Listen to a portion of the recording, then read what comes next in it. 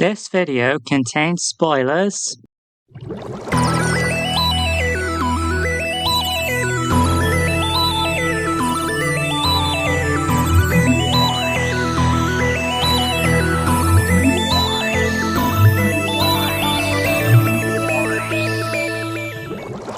Howdy do, my name's Amethyst, and back in 2023, I reviewed all the Doctor Who spin-offs that have aired over the years in order to commemorate the 60th anniversary of the main show.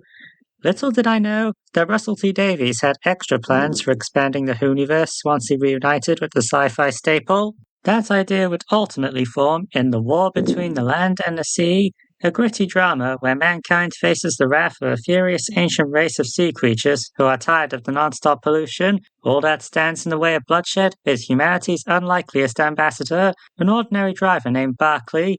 It's certainly an ambitious affair, and in order to tune in, I had to ignore the sugar high I usually felt with the latest episodes of Doctor Who, and expect Jet Mercurio a fish. How did it turn out? Well... To start things off, let's do a little history lesson for anyone unfamiliar. Back in 1970, Doctor Who introduced the Silurians in the 7-part episodes Doctor Who and the Silurians. They were a race of humanoid reptiles who lived underground, and their presence gives this usually campy series some very weighty themes, like the impossibility of coexistence because of how judgmental and violent a specific few can be.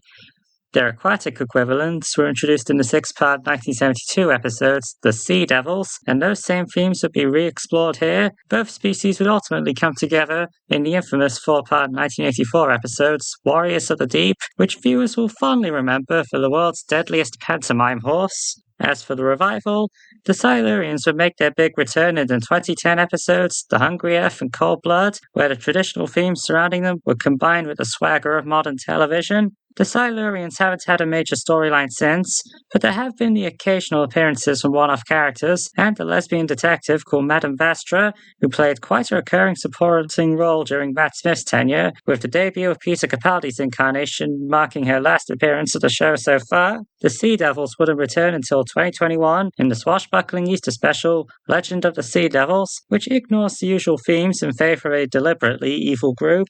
With all that in mind, an entire one-off series putting the Sea Devils front and center sounds like a great idea, especially since those themes will be back in full swing, and getting units involved is also great, because the task force has had a history of both species, and the recent selection of characters is ready for expansion.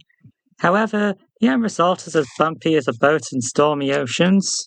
To start things off, the show establishes what it's going for right off the gate. Aquakind has gotten fed up with us stupid apes polluting the ocean with all our plastic garbage in the ocean, and one of their own getting captured by a fishing boat is enough to declare war on the surface. Admittedly, things do go to a slow start, as the show has to introduce the hidden culture of Homo Aqua, the main faces representing UNIT, and mankind's unlikeliest ambassador, Barclay, within a short span of each other, and I did have to concentrate a fair bit.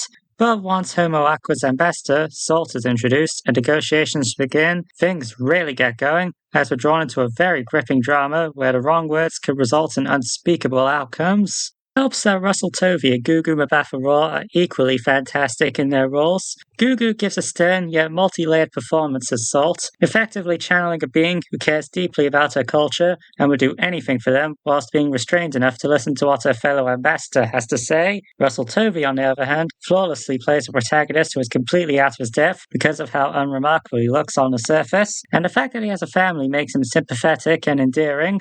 I will admit that making the two romantic lovers whilst the conflict starts most dangerous felt a little easy and predictable in my opinion, but I was willing to give it a pass, just in case it proved that both species could coexist. Meanwhile, Kate Stewart goes through her own subplots where she tries her absolute hardest to prevent the government from escalating the war even further, and Gemma Redgrave sells the fierce desperation in her performance. After joining the main show in the 2012 episode The Power Free, she can play the role in her sleep, and her dedication can still be felt here. The show even gives viewers a glimpse into her life outside UNIT, and whilst Doctor Who already planted the seeds in her romance with Colonel Ibrahim, it was nice to see it in full swing here.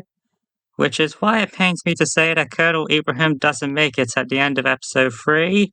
I know that as of this video, it's early to speculate on the future of Kate's presence on Doctor Who, but this is not something that can be ignored. So what on earth is Doctor Who going to do when it's ready to acknowledge this tragic development?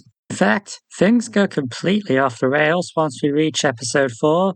Whilst I was still gripped by what was going on, I eventually couldn't ignore the aspects that started to bother me, like the plot points that start off strong but end up half-baked and underdeveloped. Episode 3 gives us viewers a glimpse at a thriving Homo aqua society, but the actions of some very sneaky land parasites ruin all chances of the war ending peacefully, resulting in a new ambassador for aquakinds named Tide, who could have been a more active antagonist for the rest of the series, but he instead comes off as a one-scene wonder because he pretty much disappears during episode 5 so that the show can have the genocidal actions of mankind end the war, resulting in a massive emotional downer of a finale. Such a shame because I understand what the show is going for.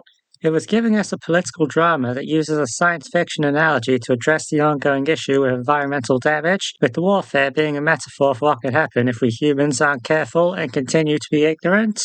It's just that the show's attempt at morally grey characterization is heavily flawed, because both sides go to deadly extremes, and it results in viewers not knowing who to root for. I personally found myself rooting Homo Aqua more than the humans because I couldn't help but empathize with the justified frustrations of surface dwellers. And yet, despite the upsetting conclusion, the show tries to give its two leads a happy ending by having Barclay mutate into a hybrid so he can live a life as Salt. Okay. Bit out of the blue. I mean, something similar happened with the Silurians back in 2010, but that was caused by a venomous sting. If cross-species lip contact causes mutations, does that mean Jenny transformed into a Silurian during her and Vastra's final years? Apologies for all the speculating, but this development just raises a lot of questions for me, and no happy ending is going to distract me from the fact that a whole population is currently endangered, and what's left of them are stuck in even worse living conditions. In some ways, as much as I was saddened by this development, it did get me thinking. In some twisted way, I can imagine real-life governments resorting to murder in order to end conflicts. After all, there are military troops murdering civilians for the sake of a cause, and some politicians are power-hungry enough to the point where they think they can do anything they want without consequence. So maybe the show is also trying to warn us of what happens when those on top develop dangerous ideals. Overall, despite my issues with some of the execution, I did enjoy the war between the land and the sea, and I appreciated its efforts to use science fiction to warn viewers of the damage done to the environment and how corrupt leaders respond to war threats. It can never hold a candle to the Doctor Who episodes about the Silurians and the Sea Devils, or the tortured miniseries Children of Earth, but I'd say it was an experiment worth taking. If you're into sci-fi and happen to be a Doctor Who fan, feel free to check it out if you're interested, and if you like this video, feel free to spread it around social media, click that like button, and subscribe if you want to see more of silly old me. This is Amethyst Orlando, making the internet a more chill place to be.